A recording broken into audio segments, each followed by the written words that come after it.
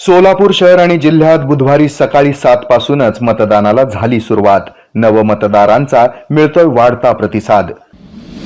माजी केंद्रीय गृहमंत्री सुशीलकुमार शिंदे यांनी सहकुटुंब केलं मतदान. खासदार प्रणिती शिंदे यांनी यावेळी विरोधकांवर ओढले ताशेरे. दक्षिणचे विद्यमान आमदार सुभाष देशमुख यांनी बजावला मतदानाचा हक्क. सोलापुरातील लिटिल फ्लॉवर स्कूल मतदान केंद्रावर केलं मतदान.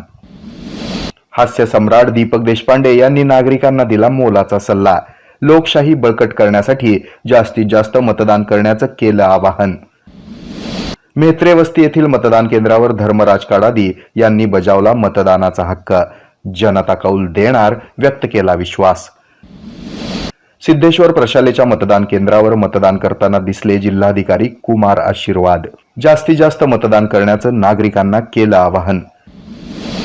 पालिका आयुक्त शीतल तेली उगले यांनी केलं मतदान. लोकशाही बळकट करा, मतदान करा, म्हणाल्या आयुक्त.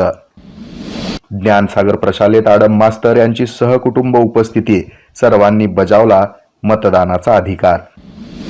मतदान करताना सहकुटुंब दिसून आले. राष्ट्रवादीचे जिल्हाध्यक्ष संतोष पवार. युतीला जनता कौल देणार, व्यक्त केला विश्वास. सोलापूर दक्षिणसाठी मतदान करताना दिसून आले कोगनुरे दाम्पत्य.